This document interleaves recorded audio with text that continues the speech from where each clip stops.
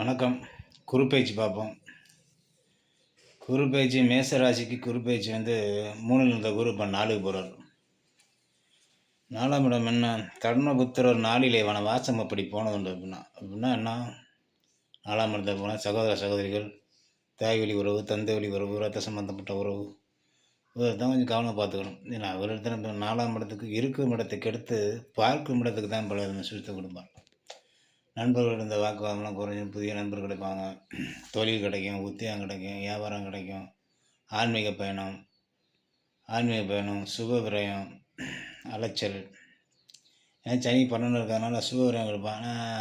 குரு பார்க்கறதுனால அது சுப விரயமாக மாறிக்கும். 2ஆம் இடம் குடும்பத்தில் பேச்சில் கவனமாக இருக்கணும். சனி 2ஆம் இடத்தை பார்க்கறதுனால 7ஆம் இடத்தை பார்க்கறதுனால பேச்சில் கவனமாக இருக்கணும். மற்றபடி எல்லாம் நல்லா தான் இருக்குது.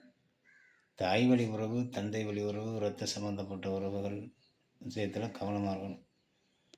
ஆமாம், ஏன்னா இருக்கும் இடத்துக்கு எடுத்து பார்க்கும் இடத்துக்கு தான் பல விதமான சுவிட்சத்தை கொடுப்பான்.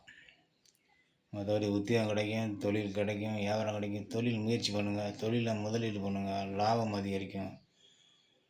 அலைச்சல் இருந்தாலும் லாபம் அதிகரிக்கும். வணக்கம் நண்பர்களே, உறவு விஷயத்தில் கவனமாக இருங்க. நன்றி, வணக்கம்.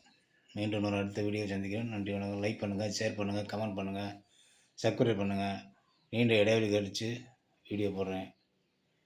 வணக்கம், நன்றி.